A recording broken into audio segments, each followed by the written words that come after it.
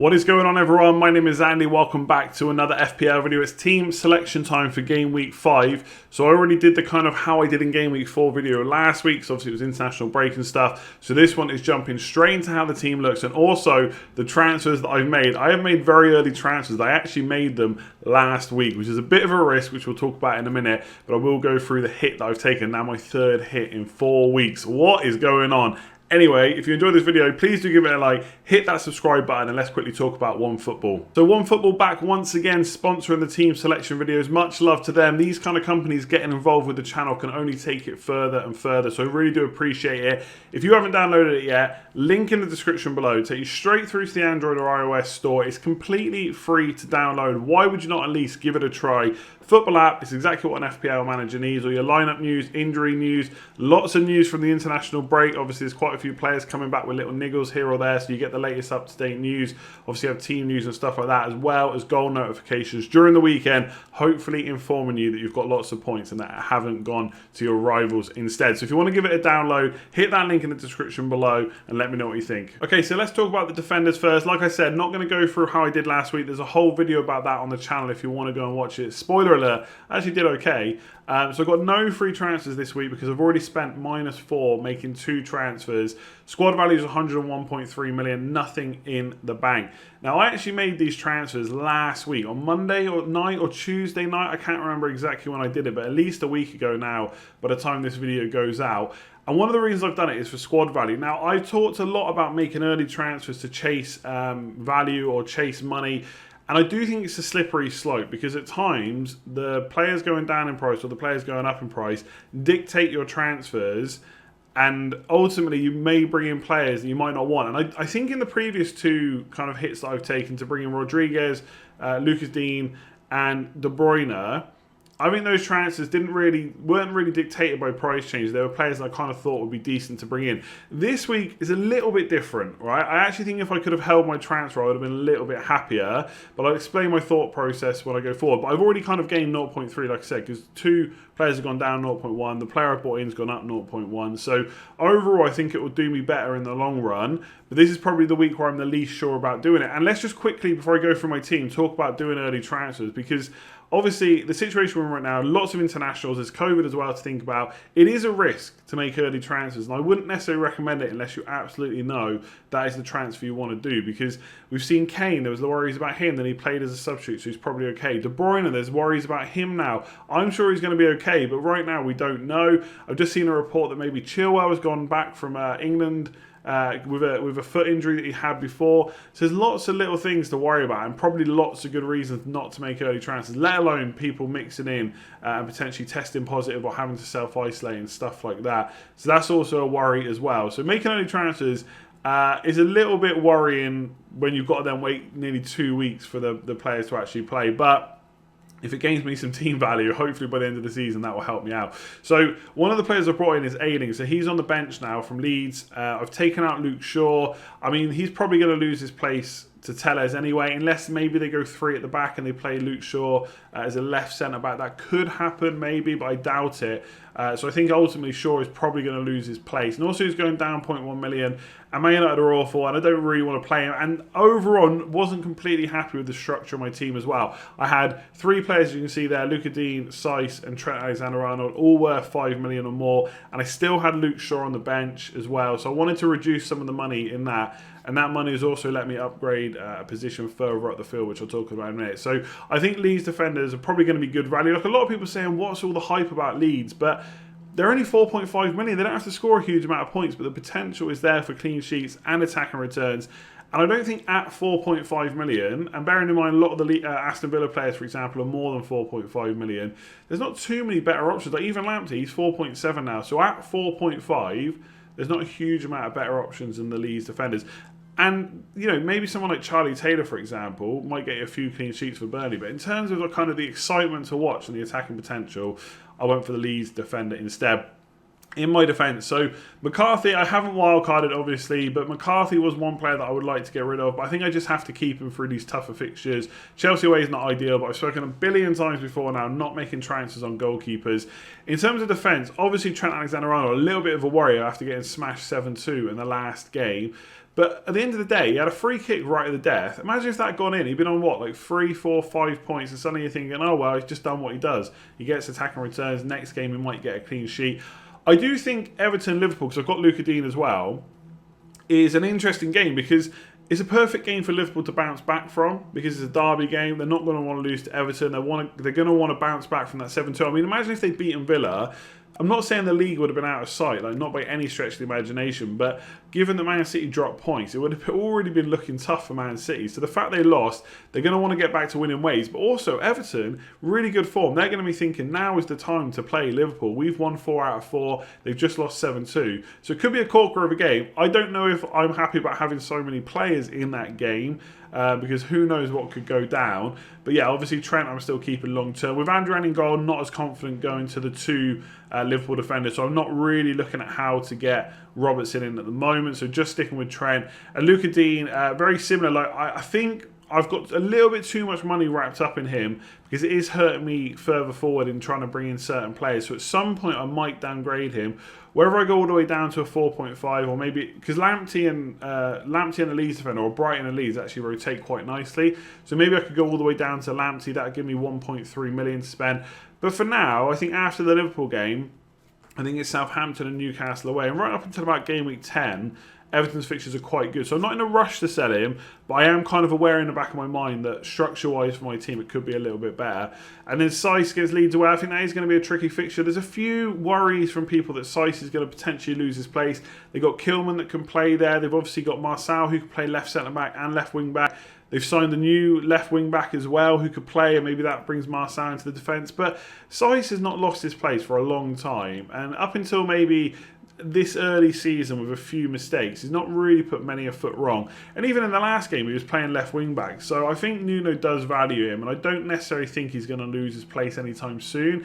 But if he does, obviously that is going to be another transfer I have to make. Maybe it pushes me a little bit closer to the wild card, but I am trying to save that until as close to game week 16 as I can. So ultimately, not very happy with the defence for this week. But as I always say, and I know people are going to put in the comments, why have you got this player against this team? Why have you got this player against this team? There's not unlimited transfers in this game every single week. You cannot have the perfect team every week. Last week, I wanted 70 to 80 points. I got it. This week is kind of treading water, I think, for my team. It could be a big score, and obviously, if it's a big score for Everton and Liverpool, then the fullbacks could be involved. But I just worry. I think this is one where I've got to try and get around the average and not lose too much of my position, just because the amount of players I've got in that Everton-Liverpool game. So defence looking good going forward, but maybe a little bit tough this week. So this is where having triple Everton starts to become a little bit of a problem. It hasn't been a problem for the first kind of 2 or 3 game weeks that I've had it, but obviously playing against Liverpool home, not ideal. And also, for anyone that's thinking about getting James Rodriguez in, I did talk about this on a video recently, he is going to come back late from international duty because of when Colombia play. Ancelotti's already mentioned it. He doesn't know if he's going to be available for this game. That would be a massive loss for Everton, especially if the other injuries that they picked up to like Allen and Gomez and Richarlison obviously went off as well in the last game. If they're not back, then that suddenly looks like a much, much tougher game against Liverpool. But on the flip side, if Rodriguez is anywhere near fit and available to play, you know he's going to be in the team. So I'm not panicking about him too much. And I think my bench is looking pretty good. Mitchell, if he hasn't lost his place yet, playing Brighton at home, might be okay. Basuma in there as well, and Ayling. I don't think it's that bad a bench now. I think my bench is actually looking pretty good apart from the goalkeeper. So I'm not too bothered if Rodriguez misses out, because I'm not necessarily expecting a huge score here, but I still love him going forward. Salah, is this the king? I mean, I feel like people are always trying to write him off because he's expensive, he can't keep doing it, he's not worth it, if you're not going to captain him, blah, blah, blah, blah. He's got 6 returns in the first 4 games. Yes, I'm not looking to captain him this week because I think Everton are better defensively than Arsenal are. But going forward, like next week, captain, the week after, captain. No Salah, he's just an absolute legend. So no reason to get rid of him. My current captain is on Kevin De Bruyne. I spoke about just a minute ago about the worries about him coming back from Belgium. Is he going to be injured? Is he going to be fit to play? Hopefully Pep will let us know. He's my captain because ultimately I think that Arsenal game is better for Man City than the Everton game for Liverpool. And I don't really have too many other options to captain this week. I'm pretty much always looking for a Man City or a Liverpool captain. Maybe a Spurs player, Kane or Son could be an option, but we know West Ham have started the season pretty well as well. So it's kind of like Spurs scoring loads of goals, West Ham not conceding too many. Who's going to break first? I mean, my money would be on Spurs beating West Ham and Son and Kane being involved, but you just don't know, do you? Because I know the question is going to come up, if Kevin De Bruyne is out this week, if it's just a 1 week thing, I'd maybe think about keeping him and maybe captaining Salah instead. If it's a bit longer, or if I want to feel a bit risky, I may look at doing De Bruyne down to Son and maybe even captaining Son this week instead. Now, do I want to go without a Man City player? Or I mean, I'm not really counting Foden. When I say without a Man City player, I'm talking about De Bruyne or Sterling. Probably not for too long, but if he's out, I'm not probably going to go to Sterling because I just think longer term, do I necessarily want them? Because the money I could get from De Bruyne to Son would let me upgrade Foden as well to like a Pulisic or whoever it might be, right? It would give me about 9 odd million to spend, I think. So if I get rid of De Bruyne to Son, is that going to be a massive issue? Because I'm not going to captain De Bruyne next week anyway. I'm not going to captain him in game week 7 either. Not very many times over the next kind of 4 or 5 weeks am I looking to captain a Man City player. So I would, if he's out, be tempted to get rid for Son. I mean, he would obviously be the number one target, but I'm not really looking to do that because I want to captain De Bruyne this week. I think what I'm enjoying is the last 2 weeks I've captained Salah. He's got returns in both games. People have captained De Bruyne. Now they're frustrated because he's blanked twice. So they're going to switch to Salah, and I'm hoping De Bruyne gets the higher score. That would be the absolute perfect scenario, but going to have to wait and see what Pep says. Let's just quickly finish on Foden. I'm a little bit worried about him, truth be told. When I got him in, I wasn't 100% sure. I've said this all the time, right? If he gets minutes, he's going to be one of the best value players in the game. But I'm not one of those managers that likes holding on to players that aren't guaranteed to start. And once Jesus and Aguero are back, he then becomes a problem. But if I think that fixture is good for De Bruyne, it's also good for Foden if he plays, which I'm hoping he will. So hopefully I can get some points off him before I look to change him. One thing I've considered, which I'll talk about in a minute, is I've got Jimenez, is taking him out to someone like Antonio and doing Foden to Son. I can't quite afford it, so I'd have to take an additional hit. So I'm probably, if De Bruyne is fit this week, going to go without Son maybe for 2 more weeks. We'll see what happens next week. I mean, things are changing so quick, who knows. But maybe going without Son for 2 more weeks and then making a triple change for a -4 just to spread some cash around because I'm ultimately not happy with Jimenez that much either. So there's a few players in my team like McCarthy, Foden, maybe Luka Dean just to spread some money around elsewhere that I am thinking about getting rid of already. Jimenez is one of those as well because I want to go cheap up front. So a wild card could be an option at some point soon, but I just think the advantage of holding it while my team is performing well and maybe taking a few extra hits along the way just to get through is probably the best way to do it. But ultimately, Midfield looking pretty good. De Bruyne captain, hopefully. So this is my front line. Calvert-Lewin, don't even need to talk about him. Great player, doing so well this season. Very happy to have got him in straight away. Obviously keeping him for Liverpool because he's got good fixtures after that. In fact, I don't know, it feels like if anyone's going to be a season keeper in this team, it could be him because now I've had him in since 7 minutes. He's gone up so much. I'm always going to be worried about getting rid of him in case I need to buy him back. So he'd have to go down in performances so far for me to sell him that he's just staying in for now. Jimenez, I don't know. Wolves just not looking good going forward, are they? I think for one half against Man City, they looked good when we all wanted to jump on Podence, and a lot of people did. And since then, it's just been pretty rubbish to watch.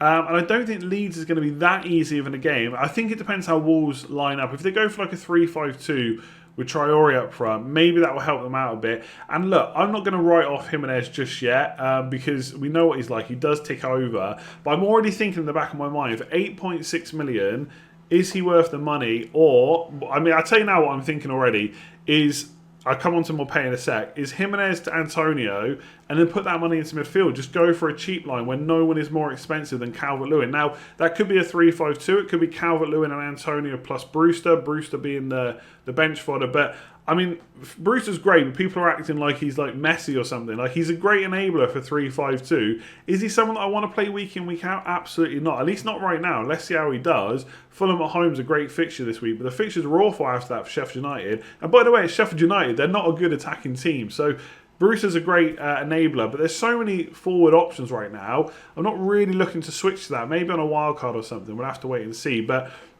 And that is something I thought about as well, like Jimenez to Brewster, and then maybe do Basuma up to Son. But again, I'd have to find some extra money from somewhere, whether I downgrade Foden to Souček or whatever it is, Luka Dean to that £4.7 million defender, which I spoke about before. But I'm happy to give Jimenez 1 or 2 more games to see. And it's not really anything against him. I just think there's so much value in the 6 to 6.5, up to 7 for me for Calvert-Lewin. Obviously, he's a bit more expensive now if you want to buy him. There's so many options there. I don't know if I need to spend any more.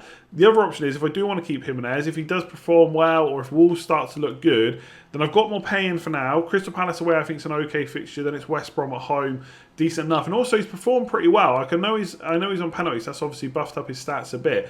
But even when you take penalties out of the equation, he's on like 0.51 or expected goal involvement, I believe that is. So that's without penalties.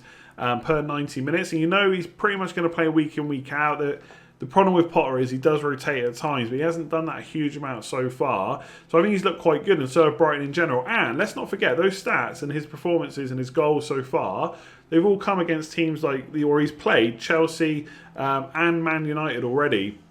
So, and Everton as well. So they've not had like an easy run of games. And obviously the goal, I think he scored against Brighton. He was the one that scored for the Pickford mistake. Okay, Pickford doesn't make that mistake. He doesn't score in that game. But still, right place, right time kind of mentality. He's going to be feeling good with the start of the seasons he's had. So that is my hit. He's gone up in price since I brought him in. And Shaw and Che Adams, who I've taken out, have gone down in price. Now, people keep saying, like, you've got this love-in with Che Adams. I mean, I don't get it. It was only 6 million. It's such a weird way to look at my team. I wasn't after 2 game weeks, right? He could have scored. He didn't. You can say he's a bad finisher, whatever. He had 3 really good chances, and then he's got Burnley away and West Brom at home. So why would I get rid before those two? But now he's got a little bit of a tougher run of fixtures.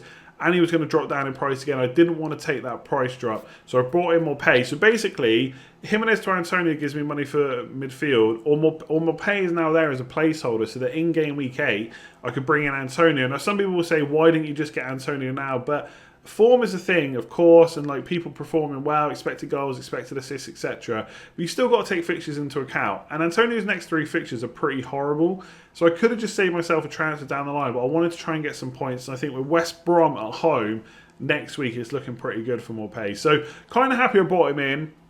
I don't know how long he'll be in my team, but ultimately I do think I am looking to go for a cheap forward line, whether it's 3-5-2 or 3-4-3. I don't really fancy anyone more expensive than Calvert-Lewin. I know a lot of people are going to be shouting at the screen, what about Harry Kane? What about Harry Kane? Just can't fit him in, right? Not with a good rest of the squad. Like I could get him in instead of Kevin De Bruyne, but do I want to do that? Not really. I think Kane and Son have both overperformed so far. That doesn't mean they're bad options, right? They're still going to do well. The fixtures are there. The underlying stats are there. Just because they've scored more than they probably should have by now. Like I think Kane's got like 7 returns or something, and maybe even more than that in 4 games. And Son's very similar as well. That's not going to keep up. Just like Salah, 6 in 4 is probably not going to hold up. But they're still going to do well. But I just don't see why I would take out Kevin De Bruyne for Kane right now. If I was on a wild card, I'd be tempted just to play the fixtures. But for my team, absolutely not. So fairly happy with the team. I do think it's a bit of a tread and water week. But let me know in the comments below what you think about it. So that's it for this video. Hopefully you've enjoyed it. If you haven't already downloaded OneFootball, make sure to click that link in the description below. That'll take you straight through to give it a download. If you've enjoyed the video, please do hit that like button and subscribe if you're new around here as well. Let's try and hit 125k by the end of the season. That would be absolutely incredible. And lastly, just a quick shout out to all the patrons that are signed up to patreon.com/letstalkfpl. If you want to check that out, there's a link to that in the description below as well. So there's Slack access, WhatsApp access, early team reveals, all that kind of thing. So my early transfers and stuff I've already talked about over there. There's a Q&A on there every single week as well. In fact, there's 2 most game weeks as well. So there's another one coming up on Friday. So if you want to check that out, link in the description below. Otherwise, I'll leave it there and I'll be back tomorrow for the game week preview. Thanks very much for watching. See you soon.